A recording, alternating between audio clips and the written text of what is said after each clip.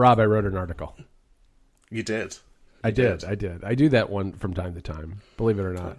I heard you wrote a Mac story, as they say. I did. I wrote a Mac story. We actually have a category called stories, and it's really in the eye of the beholder what is a review and what is a story. And you know, I think I think of the stories as the more significant things that we write. Unlike the angry post I wrote about Angry Birds, I figured it had to be kind of angry if I was writing about Angry Birds. Did you hear what happened with Angry Birds? No, I didn't. I don't. All right, let me roll this back to you.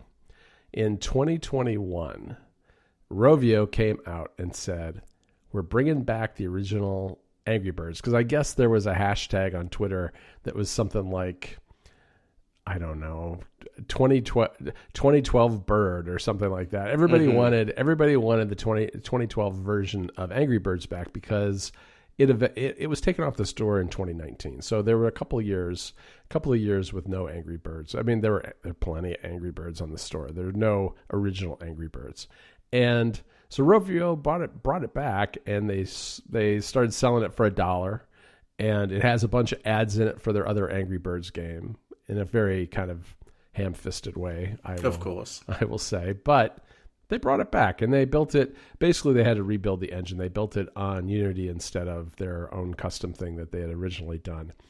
And, you know, it came out with a fair amount of fanfare. Rovio kind of saying that they're doing it because they really, you know, they want to, they respect the legacy, and they want to make it playable like it was playable with the same physics in 2012 and really preserve this, you know, nugget of App Store history. And what did they do? They pulled the plug on it less than 12 months later. So it came out in 2022 in the spring, less than a year ago, like March, I think. And it came out on both Android and iOS. And what they're doing is they are pulling it completely from the Android, you know, the Google Play Store. So if you bought it on Google Play, it works just like the iOS App Store, where, you know, you can still download it and use it, but it won't be available for sale anymore. On iOS, they did something different. They're changing the name to Red's First Flight, which says something very telling to me. 'Cause what that says to me is that, one, Rovio doesn't want to upset Apple too much, because after all, there's Angry Birds Reloaded in arcade, which presumably you know, Apple paid them a hefty fee for. Yeah. But this $1 version of Angry Birds is good enough for most people, and that people searching for Angry Birds are just paying $1 and getting their Angry Birds fix, and are ignoring their, you know, their games versions that are loaded with in-app purchases, right? Yeah. So that is what's happening. They're hiding it on iOS by changing the name and taking Angry Birds completely out of the name, which I think, I don't know. I think it's a bad look. Let me just put it that way. That's not good. This was not my big story, though. No, this wasn't your big story. And I will say, like lots of other things, I've heard this name, GeForce Now. You know, this is a lot of what you're writing about in the story. Yeah. I've heard it mentioned. I'm sure you've mentioned it to me. I've heard it on other podcasts. And do you know what I've done? Nothing. I've just ignored it. I'm like, oh, whatever, I don't know what that thing is. You then write a story about it, and I go, oh, I should read that, and then I know what it is. So, yeah, you know, that's what websites are all about, and that's why people write about things. So I was I was right there. I was in the same boat. I was, you know, I kind of loosely knew what it was. I knew it was game streaming. I didn't really know the details at all. I had it in my head that it was kind of expensive, and I don't know. I didn't know much about it besides that. But then I started getting into the Steam Deck. And as a result, I started growing my Steam library. I have a Steam library that goes way back, but it wasn't used actively for a bunch of years. I was more, you know, gaming on console and that kind of thing. And so I didn't have a lot of modern games in there. But with the Steam Deck, I started buying some new games. And as much as I like the Steam Deck, being able to play those desktop class games really anywhere, I started feeling the itch to be able to play those games that I bought on Steam somewhere other than just on my Steam Deck, because unlike a lot of people, I don't have a Windows PC. And that's part of the story. It's like, I don't want a Windows PC. It's not that I reject it as, oh, I'm a Mac person, I don't want a Windows PC. I've got a lot of computers in my life, Rob. Yeah. I've got 3 Macs, I've got a couple of iPads and an iPhone. I've got all this stuff. And I moved to a smaller place. I just don't want to have a dedicated gaming PC in my house. I just don't. As much as I like to play games, I know that I'm not going to play it enough to make it worth the kind of Windows PC that I would buy for gaming, which would probably cost me $3,000 plus. Mm-hmm. Yeah. And so I started looking for other solutions. And all this while, we've been hearing since last WWDC all about Apple and gaming. And at WWDC last year, the messaging took a slight turn. Games have always been a big part of all keynotes. And for a lot of years, it was like Epic coming up and showing, some sort of medieval battling game or something like that, right? Right? And always. Yes. And last year, though, at WWDC, the message was pretty clear. It was Apple Silicon Macs are powerful, they're popular, and it's an opportunity for game developers. And they trotted out 3 games as proof that were coming to the Mac. One was Resident Evil Village, which is out now, and you can get it on the Mac App Store for $40. Another one was No Man's Sky, which is nowhere to be seen. It's been it's now said, and I'll say that all 3 of these games they said were coming out in 2022, and only The Village made it by in the last few months of the year. No Man's Sky does not have a release date other than 2023. Same goes for Grid Legends, which is a racing game. And the Grid Legends game, I kind of don't think it really fits with the other 2 because I like Feral Interactive, but Feral Interactive is a shop that makes ports of AAA console games for the Mac. They have a long history of doing that, and they don't tend to be, I wouldn't say they're quite AAA games usually. They tend to be slightly less than that. Although that's not entirely true because I think they did the port of Shadow of the Tomb Raider, which came relatively quickly after the release of that game and is considered, at least it was considered in 2018, to be a relatively demanding game. All right. Right. So all of this was going on. I'm very optimistic at one point about gaming on the Mac. But the more I see with the delays with the games and other things going on in the gaming industry, the more I start becoming skeptical and wondering whether it was really ever going to happen. And then I tried GeForce Now because AT&T, if you have the right plan on AT&T, it has to be like a 5G unlimited plan. Right now, you can get 6 months of free GeForce Now in the US. So I was like, sure. Perfect time to try it out. I had actually had it on my list to try this for a while since the end of last year and just hadn't gotten around to it yet. And I was, winter's a little slower with what we do. So I thought, perfect. Signed up, started looking at it, and I was really, really impressed for a whole bunch of reasons. I mean, a lot of people have already, contacted me and told me, well, it's not good at this, it's not good at that. It's like, yes, this is game streaming. This is not having a PC running connected to a screen locally in your house. That is always going to be the fastest thing. But if you're like me and you don't want a Windows PC for whatever reason, or you don't want to, you can't afford it, you don't have space for it, whatever, it's actually a really neat option. So this is run by NVIDIA, and what really caught my eye besides the deal was that at CES, they started rolling out the RTX 4080 GPU to a bunch of their data centers and adding that as part of, they have a tiered subscription. There's free, which doesn't get you very much. You can play for like an hour. There's $10 a month, which gets you 6 hours of playtime and 1080p at, I think, 60 frames per second. And then there's Ultimate, which gets you up to 120 frames per second and these 4080 graphics cards if you live in a region close enough to a data center. Now, my closest data center is 1,000 miles away in Dallas, Texas. That's the one that I've connected to every time. And I was shocked at how good the streaming was. It was really, really well done. So there's a PC running in this data center with a 4080 GPU in it, and so I can play like Cyberpunk 2070 at ultra high ray tracing, the highest setting that the game offers, and play it on my Mac, and it doesn't break a sweat.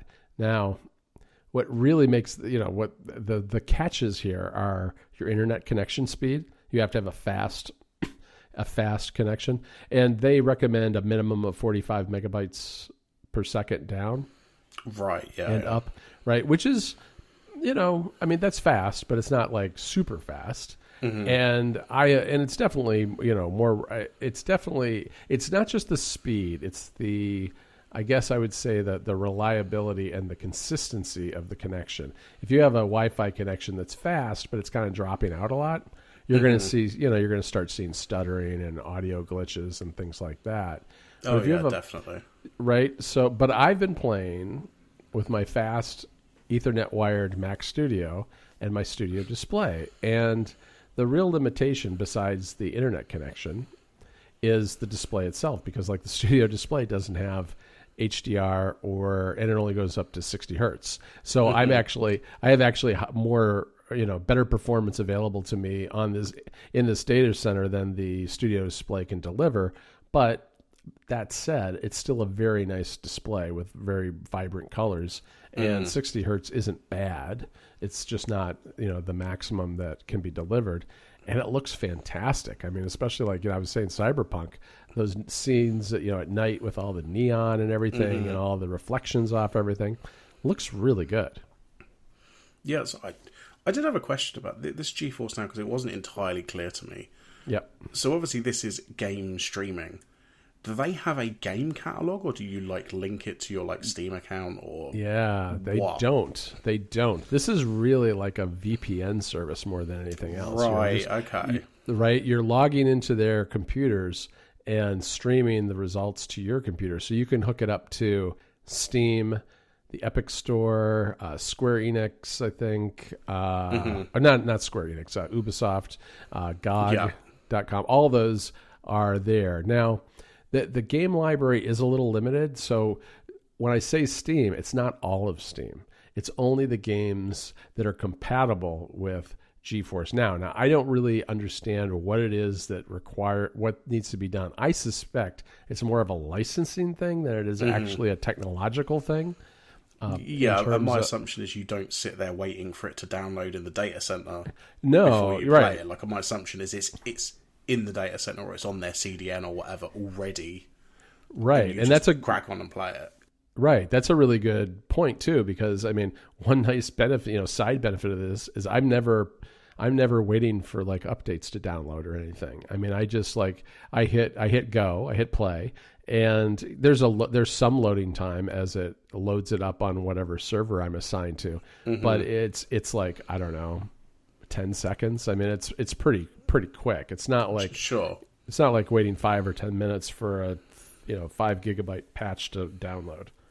Yeah, that's interesting. I also didn't realize they had a free tier, so I could actually try this out without paying anything, which would be nice. Yeah, you can, and they do tend to bundle it with a lot of services as kind of a perk. A lot of mobile carriers who are really wanting to tout their 5G capabilities and things will bundle a month or two, or there's various places I've seen deals. The AT&T deal was by far the best one I've seen, so I've got it free until beginning of August. That's a really nice deal. Yeah, so it'll play. You can play on the Mac. There's a dedicated app because side loading. On the iPhone and the iPad, you have to play it as a web app, which is not ideal because you're going to a website and you're creating a shortcut on your home screen, and Safari limits the resolution you can get. You can only get 1080p, which isn't super noticeable on an iPhone in most circumstances, but you do notice it on a bigger iPad, right? So you're limited to 1080 on those devices, but it's also on Android devices, the Shield, which is an NVIDIA streaming box. It's available on some smart TVs. There's a GeForce Now app for my LG TV, which I'm not going to use much because first you have to like work your way through the TV's menu system to connect the controller via Bluetooth. Then you have to start up the app, and you're doing this all with like a TV remote control, which, you know, it's WebOS. They have like one of those like visual pointers, like it's like a Wii U kind of wand, which is fine, but when I have a PS5 and an Xbox Series X sitting right there, it's like, well, I'm just going to play a game on my Xbox. Yeah, I mean, as a side tangent, like the menus, because I've got an LG TV as well, and getting into the Bluetooth stuff or the network it's deep. stuff, It's like, deep in there. It's not only is it deep, it's so slow. Oh, like, it is, yeah. It's like, what are you running in there? It's ridiculous. Like, it's so slow, even just to like open the settings menu. It's like 3 or 5 seconds sometimes. I don't even understand. I don't think the chips in those are very good. And I'll say though that because you're streaming games, it really doesn't.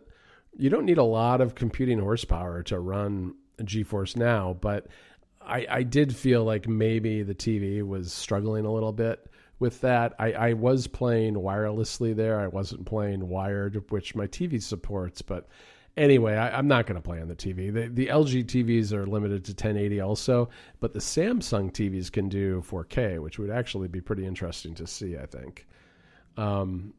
So getting back to like the title selection, you know, there was a time, I guess at one point, GeForce Now had a bunch of Microsoft games and some other things. Like they used to have God of War. They don't have it now.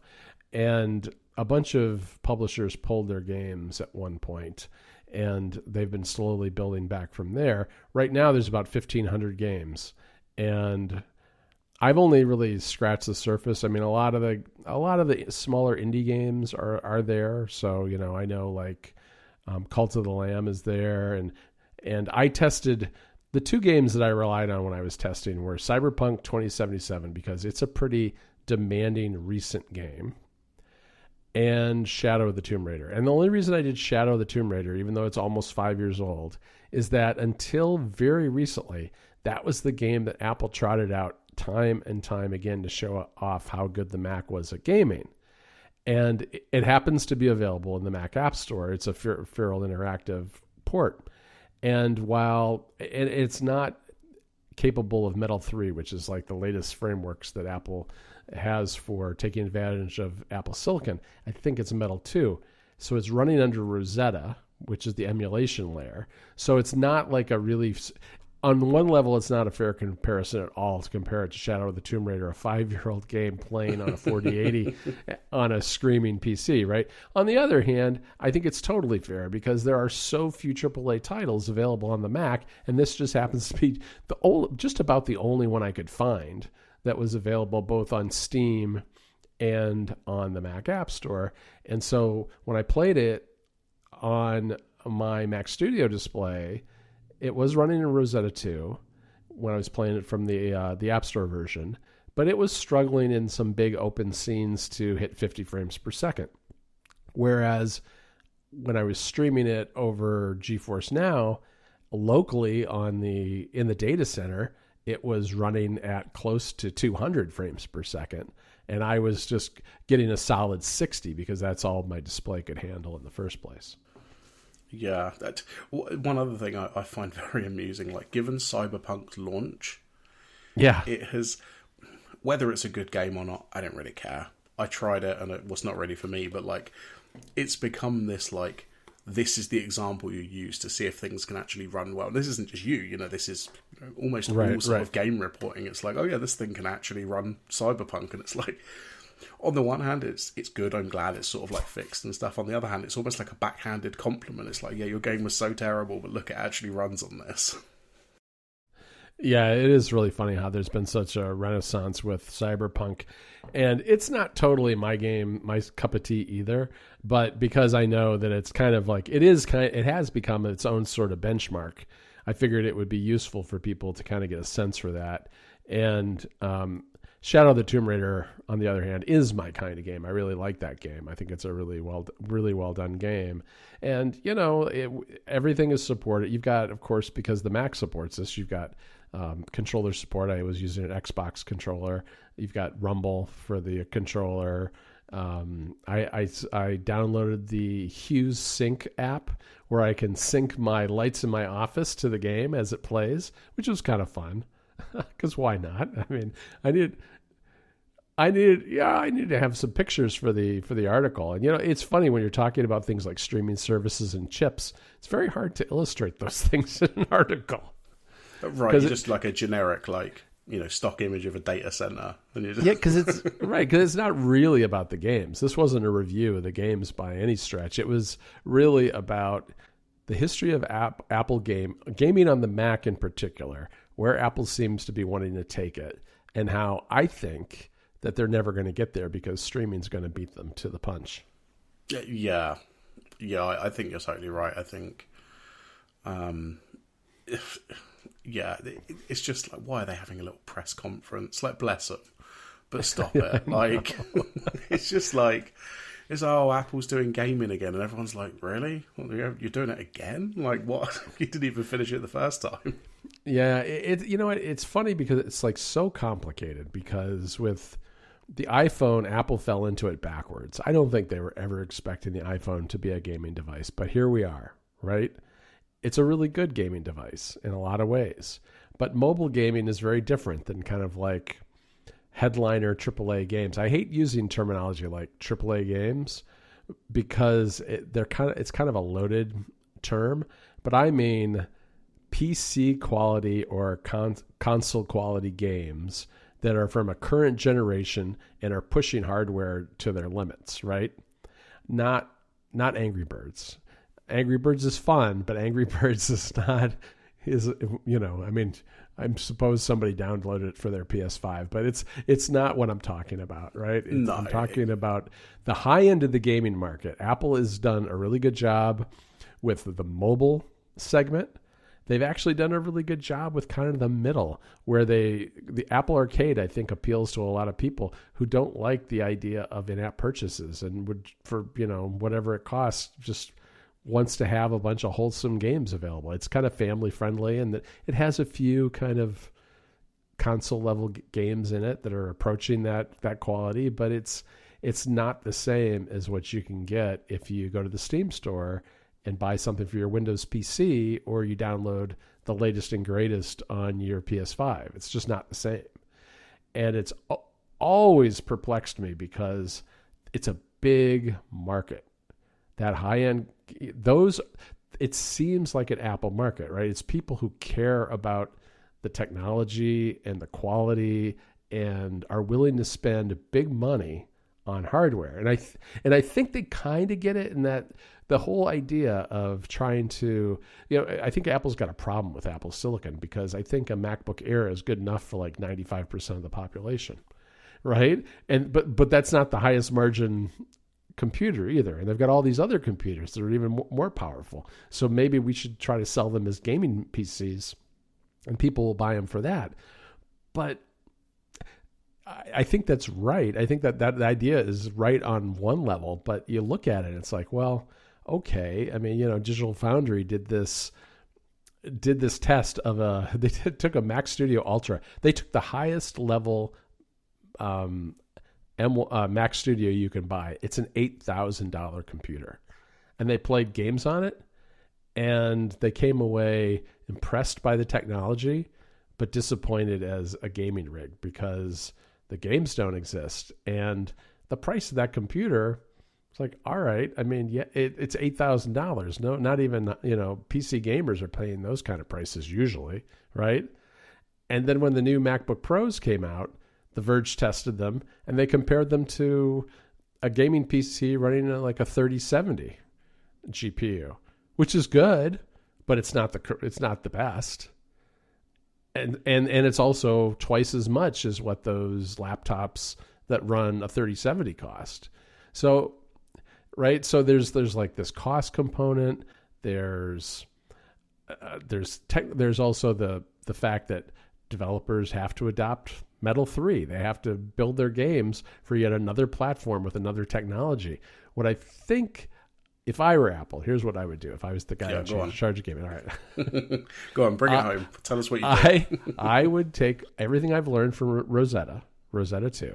I would build a game-specific emulation layer that allowed developers to easily port existing Windows PC games to the Mac, just like the Steam Deck has done with its handheld that runs Linux, which is also the basis of the Mac. I know I'm greatly oversimplifying the technological hurdles here, but build an emulation layer and then pay a whole bunch of top-tier developers to bring the very best games to the Mac all at once. And maybe tie it to your headset and call it Apple Arcade Pro and charge extra for it. There you go. All right? Right? You nailed it. Perfect. All right. That's what I've been thinking about, Rob. I'm a little bit obsessed with this at the moment. I'm sorry. Well, let me tell you what I've been thinking about, and I'll see if I can get the best Mumble Growl that I can. But it's okay. hang on, family. Very good. Yeah, that's so the Fast 10 trailer came out. It was a couple of weeks ago now. I think it was right after we recorded. And this looks very good. Oh, it does. I really like the look of this. I love these movies. I don't care how stupid they are. Like, they are really stupid. The last one, they literally went to space. They did. In a car. And every series that's run longer than it should have eventually ends up in outer space. Mm-hmm. I'm still hoping the guy who directed the most recent Jurassic World movies is also involved in these movies somehow, and he made a comment about a crossover. Oh. And this was a couple of years ago now, but I can't help but think that somebody is definitely talking about that. Interesting. I watched that movie recently, by the way, the Jurassic, whatever the last Jurassic Park movie was. It was pretty good. Yeah, I think they're all. I enjoyed it. I thought it got so much hate when it came out that I was like, I kind of ignored it, but it was like the holidays and I needed something to watch. I was like, oh, this is on and it doesn't cost me anything extra, so I watched it and it was fine.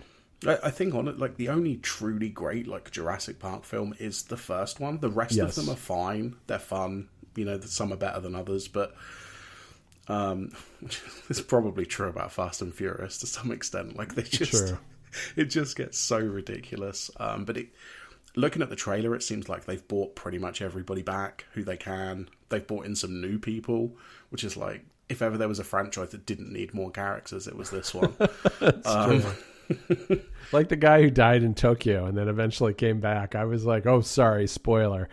I think they've retconned that like 3 different times in different movies as well. Like they brought him back and then it was like, oh, it's Jason Statham did it. What are you talking about? Like the whole thing is crazy. But yeah. So this is coming and I'm so excited about this that I'm traveling an hour or so to meet up with one-time Ruminate co-host David Dance so we can go and see this together. Nice. Because we're both pretty excited about this. Wow. When is it coming out? May, I think. I think it's coming out in May. And similarly also coming out in May, which I'm amazed is even being released, is the Flash movie. And Tears of the Kingdom is May too, just saying. Yes. That's the Zelda thing, right? I don't care about that. Yeah, the Flash. I am amazed that this is going to see the light of day. It seemed like for a while there that there was so much controversy that maybe the studio would just let it kind of die on the vine. But you know, even Apple let Will Smith have his movie come out, I guess. So everybody's allowed a little bit of drama in their life, I guess, and their movies still come out. Yeah, I mean, as I posted, like, yeah, I'm amazed it's being released, but also I'm definitely going to watch this because it looks interesting. I just love multiverse stuff. It is a bit strange because I've watched the TV show, like the Flash TV show, which crossed over with the Arrow one and Supergirl, and they did this exact storyline. Oh, really? They even had Kevin Conroy play an old Batman. Like, they even had this guy from the Flash movie in the TV show during this exact same story. Like, it's still the Flashpoint thing where he messes things up. And so it's very strange that, like, oh yeah, they're also doing the movie, which is the same story. But, you know, whatever. I'm still going to watch it. Sure. No, I think it looks great. I think it looks really, really cool. Um, I'm more excited about Fast and Furious X or 10 or whatever they're going to call it. But yeah, that'll be cool to see. Yeah, and I mean, it's another weird one where it's like I don't want to get too invested because I'm pretty sure they're not using this actor for the Flash anymore. So, oh, really? You think they're going to put this out and then they're just going to cut him off? mm-hmm. That's my assumption because DC have got James Gunn running the studio now, and he's sort of like resetting all the universe. So I think it's very unlikely that we're going to get the same actors again. Yeah, that probably makes sense. Yeah. Did I tell you I have a movie theater within walking distance of my house now? Yeah, I think you may have mentioned it. Yeah. Well, it's I've only ever gone once so far. That's where I saw Avatar there. So I did not. It's not a fancy theater, and so I didn't see it in 3D. And really, going to a movie at this place, it's one of those places that serves food and drinks and stuff too, and it's nice. But it's a little bit like having a big screen TV. It's like it's bigger than I would have in my house. But it was a little bit like going to your friend going to your friend's house who's gone a little overboard with their media setup and has like a full wall size TV. It's a little bit like that. But it has the convenience of being nearby.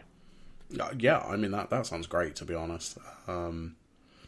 Yeah, I mean, it doesn't matter that it's a bit of a crappy one. If it's within walking distance, I feel like that more than makes up for it. Yeah, if you can get a couple of drinks while you're there too, that doesn't hurt. That makes the experience go down a little easier, I guess, too. Well, I've just found out actually one of the ones near us has replaced all of the seats with reclining seats. Oh, that's nice. So I'm quite excited to go there at some point and see something. But I think most American theaters are now like Wall-E. It's like you get in this giant seat that it's almost like it's floating off the ground and you're reclining and everything. It's quite a thing these days. Yeah, definitely. That's I don't know. I'm excited. I'm excited to go and see a movie and properly recline. But yeah, that'd be good. Yeah, cool. So I think that's probably about it for this week. Yeah, I think so too. We really went for it on that GeForce stuff. That was fun. It's all fresh in my mind. I actually just published the story today, so I was going to say you only published that a few hours ago. Yeah, and it was a big push to get it finished the last couple of days. Cool. Well, we should be back in a couple of weeks, barring any changes. But other than that, yeah, have a good week. All right, good 2 weeks, I suppose. Yeah. Right, bye. Speak to you later.